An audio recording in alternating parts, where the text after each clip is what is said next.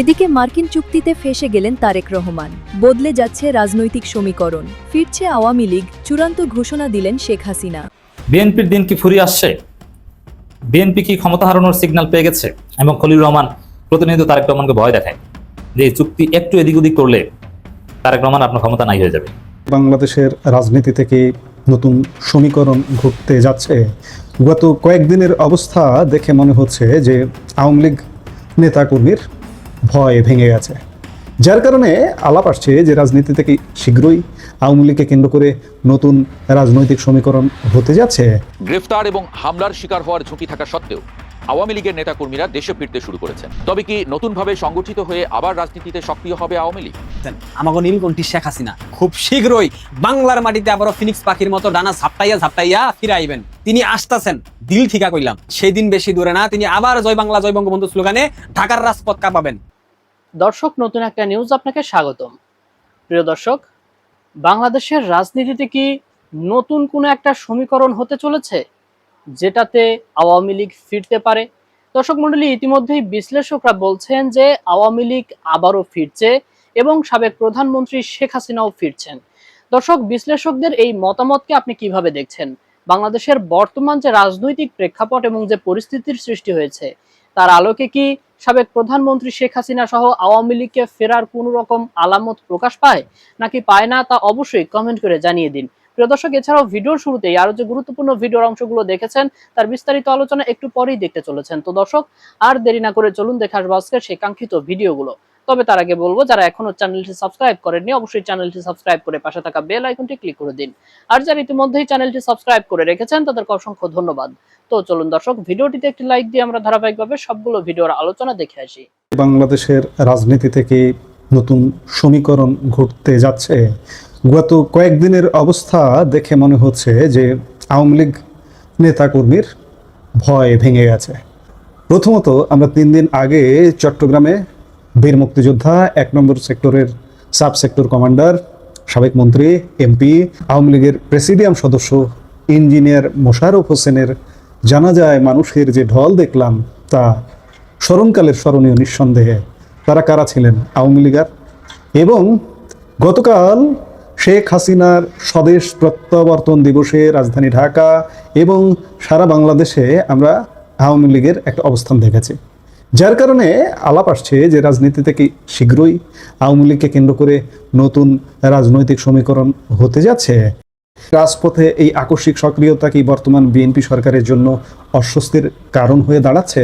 আমাদের হাতে আসা তথ্য বলছে আওয়ামী লীগারদের মনে যে জড়তা বা ভয় ছিল তা যেন এখন কাটতে শুরু করেছে। উল্টো চিত্র দেখা যাচ্ছে অন্য শিবিরে। রাজনৈতিক মহলে গুঞ্জন উঠেছে, ভয় এখন বাড়ছে বিএনপি, জামাত ও এনসিপির। কিন্তু কেন এই পরিবর্তন? এর প্রমাণ মিলল চট্টগ্রামে বর্ষিয়ান নেতা ও বীর মুক্তিযোদ্ধা ইঞ্জিনিয়ার মোশাররফ হোসেনের জানাজায় যে মানুষের ঢল নেমেছিল তা ছিল অভাবনীয়। প্রতিকূল রাজনৈতিক পরিস্থিতির মধ্যেও এত বিশাল সংখ্যক মানুষের উপস্থিতি প্রমাণ করে যে তৃণমূল পর্যায়ে দলটির জনসমর্থন বা সাংগঠনিক শক্তি এখনও অটুট আছে, বরঞ্চ আরও বেড়েছে।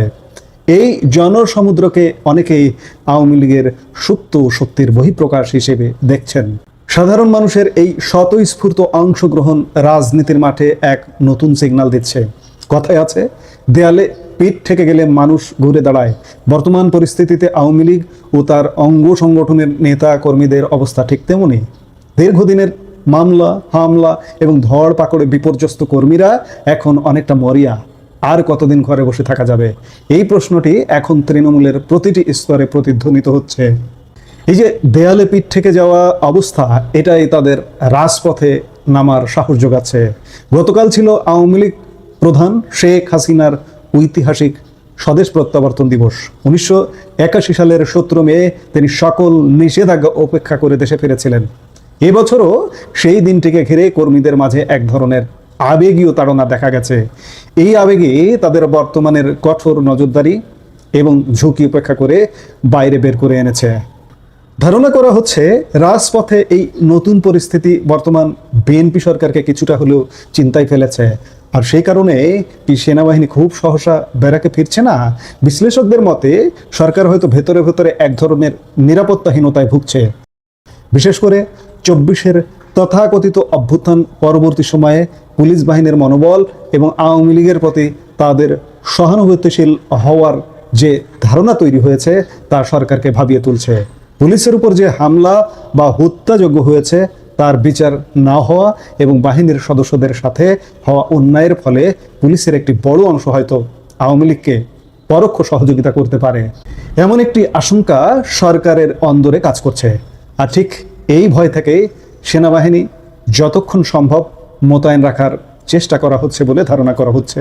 নিষেধাজ্ঞার বেড়াজাল ভেঙে গতকাল ঢাকা ও ঢাকার বাইরে আওয়ামী লীগ, যুবলীগ ও ছাত্রলীগের নেতাকর্মীরা ঝটিকা মিছিল বের করেছে।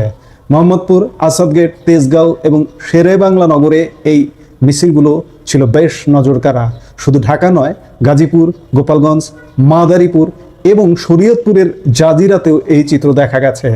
কঠোর নজরদারি এবং ধরপাকড়ের ঝুঁকি থাকা সত্ত্বেও এই কর্মসূচিগুলো অত্যন্ত সুপরিকল্পিতভাবে পালিত হয়েছে। চট্টগ্রাম বিশ্ববিদ্যালয়ের বিভিন্ন হলেও গভীর রাতে পোস্টার লাগানো হয়েছে। এই পোস্টারগুলোতে শেখ হাসিনাকে দেশে স্বাগত জানানোর পাশাপাশি দলের ওপর থেকে নিষেধাজ্ঞা প্রত্যাহারের দাবি তোলা হয়েছে। ঝুঁকি থাকলেও পোস্টার বিলি করতে গিয়ে কর্মীরা গ্রেপ্তার হচ্ছেন, তবুও তারা দমে যাচ্ছেন না। এই সক্রিয়তা প্রমাণ করে যে দলটির শেকড় কতটা গভীরে। 1981 সালে শেখ হাসিনা যখন দেশে ফেরেন তখন পরিস্থিতি ছিল অত্যন্ত প্রতিকূল। 2024-25-এর প্রেক্ষাপট ভিন্ন হলেও কর্মীদের মাঝে সেই পুরনো লড়াইয়ের মানসিকতা ফিরে আসছে বলে মনে করা হচ্ছে। একদিকে নিষেধাজ্ঞা ও মামলার পাহাড়, অন্যদিকে রাজপথে ফেরার মরিয়া চেষ্টা। এই দুইয়ের চাপে বাংলাদেশের রাজনীতি এখন এক উত্তপ্ত সন্ধিক্ষণে। সেনাবাহিনী কি তবে এই রাজনৈতিক অস্থিতিশীলতার আশঙ্কায় মাঠ ছাড়ছে না, নাকি পুলিশ ও প্রশাসনের অভ্যন্তরীণ সমীকরণ সরকারকে নতুন করে ভাবাচ্ছে? সময় বলে দেবে এই ঝটিকা মিছিলগুলো শেষ পর্যন্ত বিশাল গণজোয়ারে রূপ নেবে কিনা। তবে এটুকু নিশ্চিত, ভয়ের সংস্কৃতি ছাপিয়ে এখন পাল্টাপাল্টি হুঙ্কার আর রাজপথ দখলের এক নীরব লড়াই শুরু হয়ে গেছে। চট্টগ্রামের জানাজার ঢল আর দেশ জুড়ে ঝটিকা মিছিলকে আওয়ামী লীগের প্রত্যাবর্তনের ইঙ্গিত, নাকি বিএনপি সরকার কঠোর হাতে পরিস্থিতি নিয়ন্ত্রণ করতে পারবে, সেটি এখন দেখার বিষয়। গ্রেফতার এবং হামলার শিকার হওয়ার ঝুঁকি থাকা সত্ত্বেও আওয়ামী লীগের নেতাকর্মীরা দেশে ফিরতে শুরু করেছেন। অনেকে দেশে ফেরার পরে গ্রেপ্তার হয়েছেন, অনেকে আবার দেশের ভেতরেই আত্মগোপনে আছেন। শেখ হাসিনার নির্দেশনার পর থেকে নেতাকর্মীদের দেশে ফিরে আসার ঢল নানা প্রশ্ন তৈরি করেছে। তবে কি নতুনভাবে সংগঠিত হয়ে আবার রাজনীতিতে সক্রিয় হবে আওয়ামী লীগ? 2024 সালের 5 আগস্টের পর আওয়ামী লীগের হাজার হাজার নেতাকর্মী ও সমর্থক দেশ ছেড়ে পালিয়ে যান। অধিকাংশেরই গন্তব্য ছিল প্রতিবেশী দেশ ভারত। এদের বেশিরভাগই কলকাতায় আশ্রয় নেন এবং এই শহরেই দীর্ঘদিন আত্মগোপনে আছেন বলে জানা গেছে। দলটির নেতারা গণমাধ্যমে জানান, কেন্দ্র থেকে তৃণমূল পর্যন্ত দলীয় কাঠামো পুরোপুরি ভেঙে পড়েছে, কারণ প্রায় 2000 দলীয় পদধারী নেতা বিভিন্ন দেশে পালিয়ে গেছেন। এর বাইরে আরও কয়েক হাজার নেতাকর্মী এলাকা ছেড়ে পালিয়ে আছেন। 21শে ফেব্রুয়ারি আন্তর্জাতিক মাতৃভাষা দিবসে এক ভার্চুয়াল আলোচনা সভায় শেখ হাসিনা প্রবাসে থাকা দলের নেতাদের দেশে ফিরে রাজনীতিতে সক্রিয় হওয়ার নির্দেশ দেন। একই সাথে তিনি নিজেও খুব শীঘ্রই দেশে ফিরে আসবেন বলে ঘোষণা করেন। আর সর্বশেষ গত 15ই মে আরেক ভার্চুয়াল বক্তব্যে তিনি বলেন, এই নির্বাচনই শেষ নয়, আবারও নির্বাচন হবে, আবারও ফিরবে আওয়ামী লীগ। তিনি দাবি করেন, অতীতেও আওয়ামী লীগকে নিষিদ্ধ করে কেউ সফল হয়নি। শেখ হাসিনার এই দেশে ফেরা এবং রাজনীতিতে সক্রিয় হওয়ার নির্দেশনার পর দলের ভেতরে এবং বাইরে তীব্র অসন্তোষ ও বিতর্কের সৃষ্টি হয়েছে। অনেক মাঝারি ও তৃণমূল পর্যায়ের নেতা সামাজিক যোগাযোগ মাধ্যমে প্রশ্ন তুলেছেন যে শেখ হাসিনার পরিবারের কোনো সদস্য বা আত্মীয় যারা গত 15 বছর ধরে দলের বড় পদে ছিলেন, মন্ত্রী বা সংসদ সদস্য হয়েছিলেন, তারা কেন দেশে ফিরছেন না বা রাজপথে নামছেন না। অন্যদিকে আওয়ামী বিরোধী অংশ বলছে, আওয়ামী লীগের রাজনীতি নিষিদ্ধ, দুর্নীতি, সন্ত্রাস সহ নানা ধরনের অভিযোগ আছে দলের বহু নেতাকর্মীর বিরুদ্ধে। কাজেই দেশে ফেরামাত্র গ্রেপ্তার করে বিচারের আওতায় আনার দাবি তুলছে তারা। বিএনপি মহাসচিব এলজিআরডি মন্ত্রী মির্জা ফখরুল ইসলাম আলমগীর অনেকবারই বলেছেন, বিএনপি কোনো রাজনৈতিক দলকে নিষিদ্ধ করার পক্ষে নয়, কিন্তু আওয়ামী লীগ তার কৃতকর্মের কারণেই জনগণের কাছে ধিকৃত হয়ে রাজনীতি থেকে বিদায় নিতে বাধ্য হয়েছে। অন্যদিকে স্বরাষ্ট্রমন্ত্রী সালাউদ্দিন আহমদ সম্প্রতি বলেছেন, আওয়ামী লীগ একটি মাফিয়া দলে পরিণত হয়ে দেশ থেকে বিতাড়িত হয়েছে। উল্লেখ্য, মানবতা বিরোধী অপরাধে 2025 সালের নভেম্বরে সাবেক প্রধানমন্ত্রী শেখ হাসিনা এবং সাবেক স্বরাষ্ট্রমন্ত্রী আসাদুজ্জামান খান কামালকে মৃত্যুদণ্ডের রায় দিয়েছে বাংলাদেশের আন্তর্জাতিক অপরাধ ট্রাইব্যুনাল।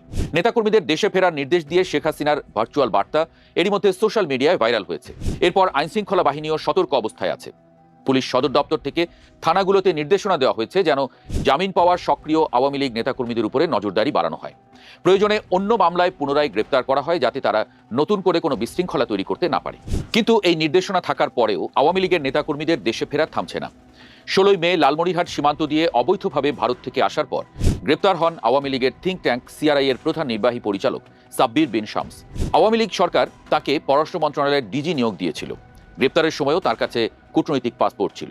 বগুড়ার ধুনট উপজেলা আওয়ামী লীগের সিনিয়র সহসভাপতি আব্দুল হাই খোকন গ্রেপ্তার হন এবছরের 8 মে। 26 এপ্রিল গ্রেপ্তার হন লালমনিরহাট জেলা আওয়ামী লীগ নেতা প্রিন্সিপাল সারওয়ার আলম। 26 মার্চ গ্রেপ্তার হন রংপুরের আওয়ামী লীগ নেতা আজিজুল ইসলাম। 20 মার্চ যশোরের বেনাপোল চেকপোস্ট থেকে বাহাদুরপুর ইউনিয়ন পরিষদের চেয়ারম্যান ও ইউনিয়ন আওয়ামী লীগের সভাপতি মফিজুর রহমান নামে এক আওয়ামী লীগ নেতাকে গ্রেপ্তার করে পুলিশ। 5 আগস্টের পর ভারতে পালিয়ে গিয়ে ফিরে আসাদের মধ্যে এর আগে গ্রেপ্তার হয়েছেন মতিঝিল আওয়ামী লীগের যুগ্ম সম্পাদক মোস্তফা জামান বাদল এবং যুবলীগের কেন্দ্রীয় শিল্প ও বাণিজ্য বিষয়ক সম্পাদক আব্দুল হাই। ঝিনাইদহ জেলা আওয়ামী লীগের দপ্তর সম্পাদক অ্যাডভোকেট বিকাশ কুমার ঘোষ ভারত থেকে ফেরার সময় দর্শনা ইমিগ্রেশনে গ্রেপ্তার হয়েছেন বলে খবর এসেছে। গোপালগঞ্জ জেলা আওয়ামী লীগের সাংগঠনিক সম্পাদক এস এম মুনির ভারত সীমান্তে গ্রেপ্তার হয়েছেন বলে খবর আসে। এছাড়া ভারত থেকে দেশে ফেরার পথে ভারতের সীমান্তরক্ষী বাহিনী ও পুলিশের হাতে গ্রেপ্তার হয়েছেন আওয়ামী লীগ ও ছাত্রলীগের বেশ কয়েকজন নেতাকর্মী। 5 আগস্টের পর থেকে 2026 সালের 1 ফেব্রুয়ারি পর্যন্ত হত্যা ও নির্যাতনের অভিযোগে সারা দেশে প্রায় 2100টি মামলা হয়েছে। এসব মামলায় মোট আসামি প্রায় 1,25,000। তাদের বেশিরভাগের বিরুদ্ধেই হত্যার অভিযোগ আনা হয়েছে।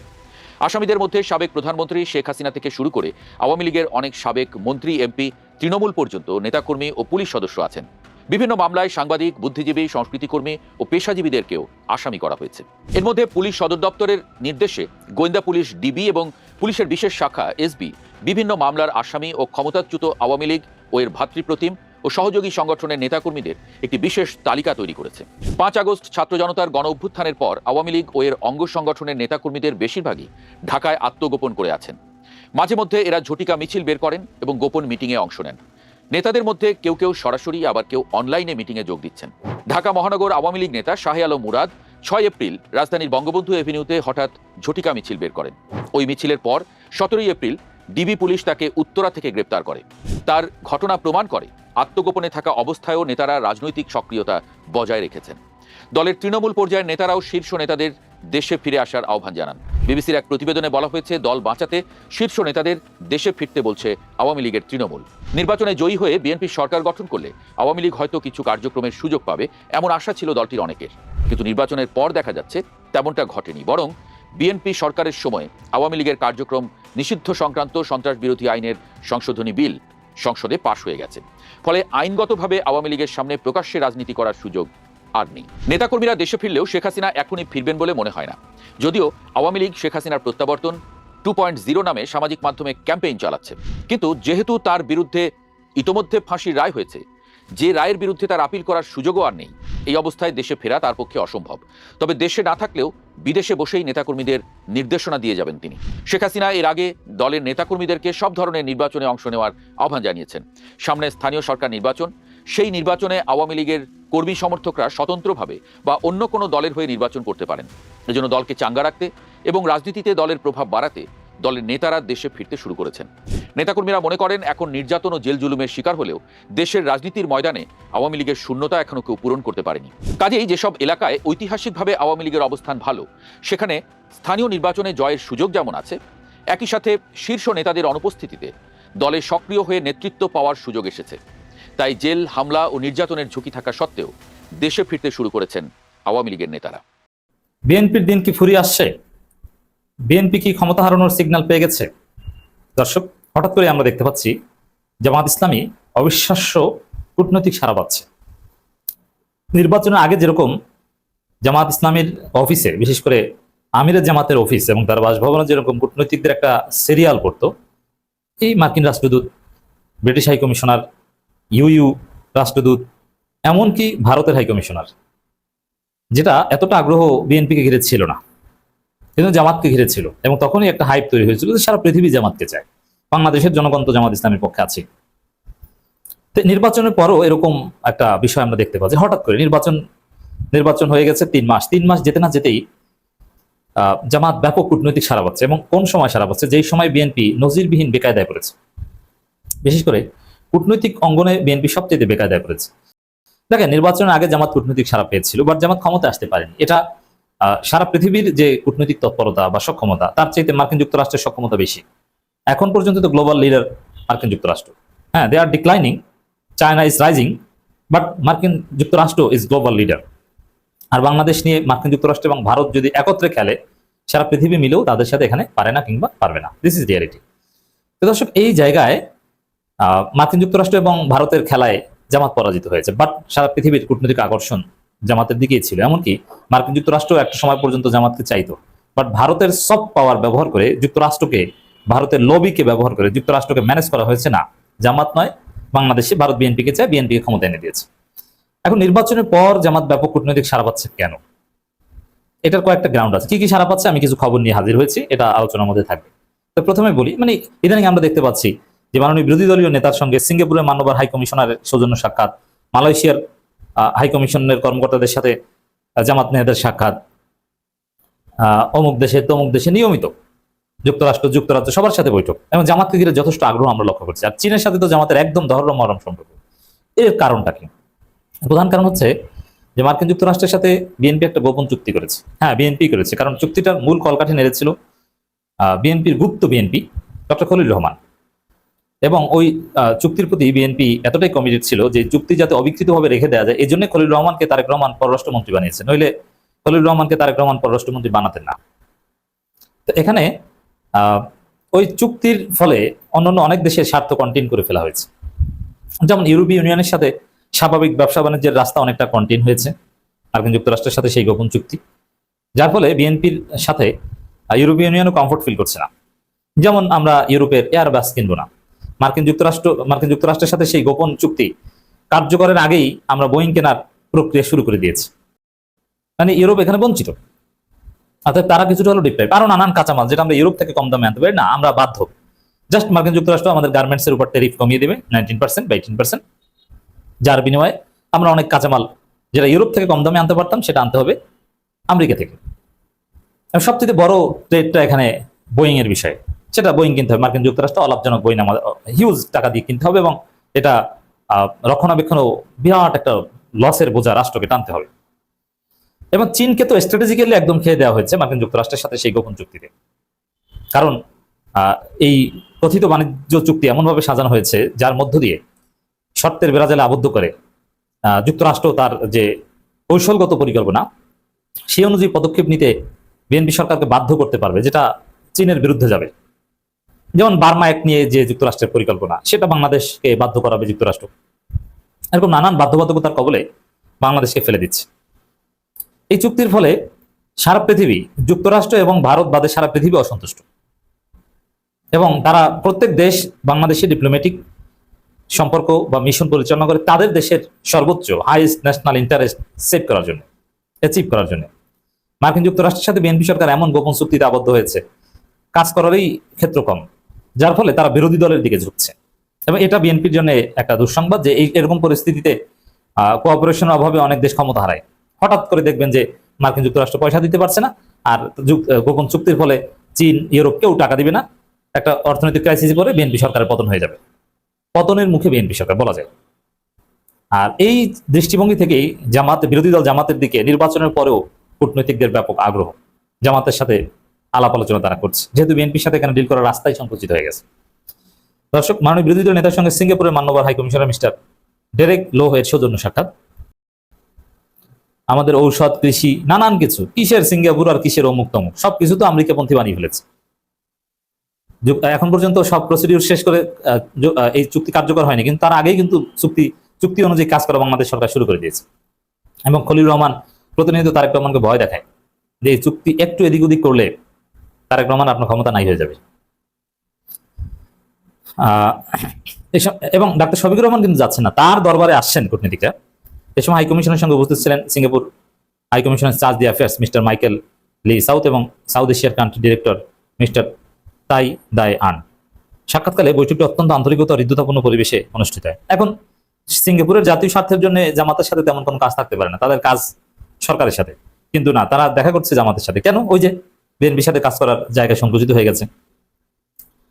এছাড়া জামাত শুধু এই হাইকমিশন কেন্দ্রিক না, এর বাইরেও আন্তর্জাতিক তৎপরতা চালিয়ে যাচ্ছে ব্যাপকভাবে। যেমন কুয়ালালামপুরে এশিয়া প্যাসিফিক সম্মেলনে সেক্রেটারি জেনারেল মিয়া গোলাম পরর অংশগ্রহণ করেছেন। এর মানে জামাত ডিপ্লোম্যাটিক্যালি খুব এনগেজড।